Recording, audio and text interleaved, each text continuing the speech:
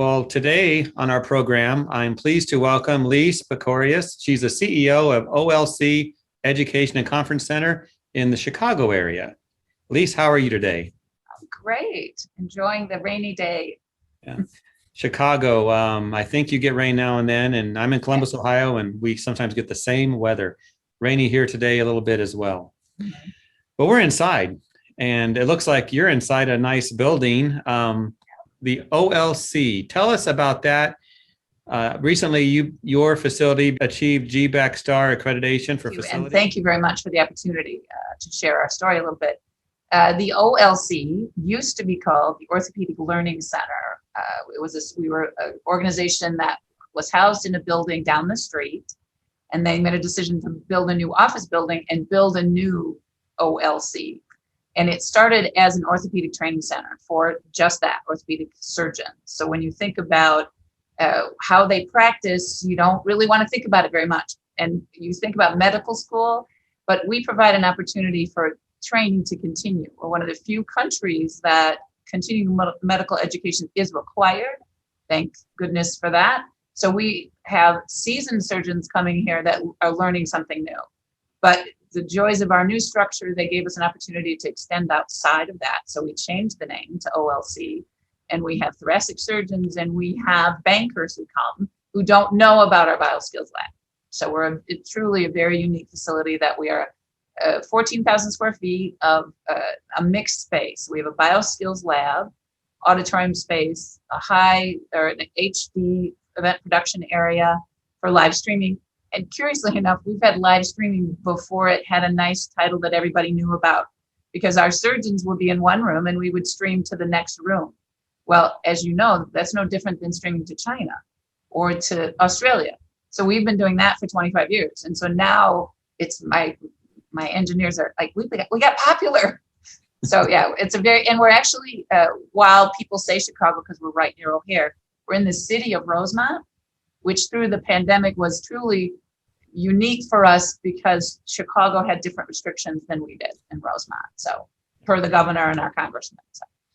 I will say there is a difference in that live stream illustration, time zones, but those are difficult to deal with. Well, surgeons live a different time zone, meaning they're up and late, so they're really accustomed and don't have as many restrictions on that. They're used to that. So, well, that's good.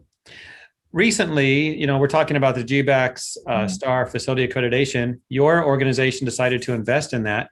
Was there a specific trigger that made you do that? In fact, you represent doctors and the health industry. Why GBAC STAR?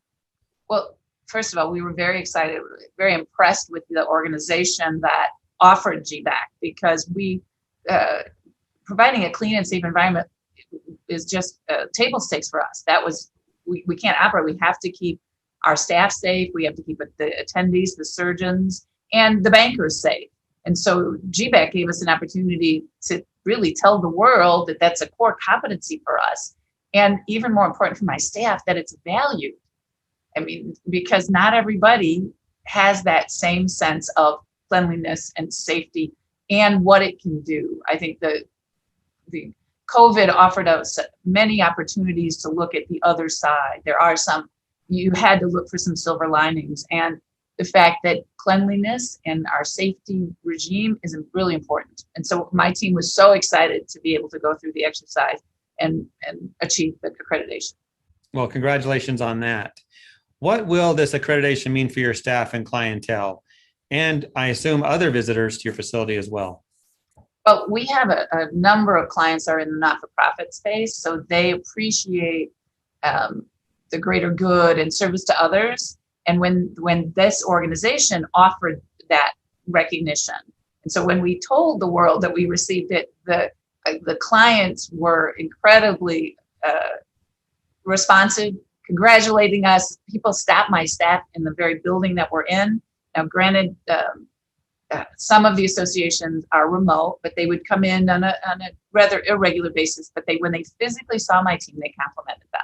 And again, my staff was like, but this is what we do all the time. And so it was nice that they were recognizing that we've been recognized by GBAC And then now our core competency is above par. So it was very exciting. And for the clients who don't understand what it was, it gave us an opportunity to talk about GBAC and to talk about that other organizations that you're using or facilities. It was impressive to see that American Airlines got it. I mean, to the other groups that are McCormick Place as another example, not exactly a sister, but a hometown kid, so to speak, that they value that. And it is important. And other facilities and organizations need to have that same accreditation. Yeah. The GBAC STAR accreditation program is based on 20 elements. And no doubt you have read those and reviewed them, and your staff as well. As you did that, did anything in those 20 elements stand out as more challenging for you, or maybe even easy for you? They weren't challenging. Our challenge came to our fully articulate how we felt about the facility statement. We're a unique facility in that we have bioskills and medical research going on. So to be able to really say that safety is important to us, and that every facility should have that as a mission to provide safety for the attendees, that was one of our actual favorites. And then the other piece of it that gave us, I mean, we've always been in the planning space, but the emergency preparedness piece and making sure you had a plan, because this taught the world that we need to be better prepared. We need to be healthier in all areas, whether it's our physical health and whether it's our structures. So those two stood out for us as, the things that we wanted to be able to share with the rest of the world. Good story. Is there anything that you've done differently because of GBAC STAR accreditation that you might mention that you're going to keep doing in the future?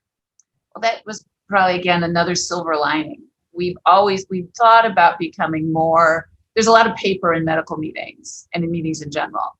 So we have some of it that was electronic, but now all of our waivers, for instance, you can't enter the building until you've filled out specific forms. They're all electronic now. So much easier. You can, from point A to point B, you can handle it on your phone. We're obviously going to keep that. And then we've done a secondary level of cleaning, the electrostatic. We'll keep that. And actually, just a little bit incentive for my team to stay a little bit ahead of what's the industry talking about, what's the next thing that could be. We can't predict another pandemic, but I think that there'll be a lot more conversations about what we can do to stay ahead of it. And so that we're going to keep that electrostatic, and then the whole paperless thing will obviously stay. Yeah. So if you had an opportunity to talk to your peers, you have a unique location, so it's maybe tough, but those you work with, what would you tell them about GBAC STAR? Should they do it? I think we were, if not the first bioskills lab to get it, I would most definitely. I mean, the one thing about competition, it's healthy for everybody, and for people to understand and appreciate the quality of a superior facility.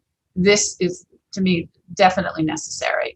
I would highly recommend. And it was a great opportunity for our team. It was really a team effort to complete. It wasn't an easy process. And they really took it on as a team project, so that they all had to come together and collective and work on it. So it was a home run for us on all levels. Yeah.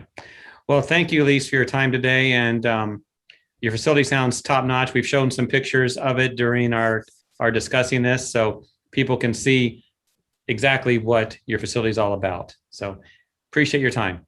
Well, I look forward to continuing that relationship and whatever GBAC opportunities are next.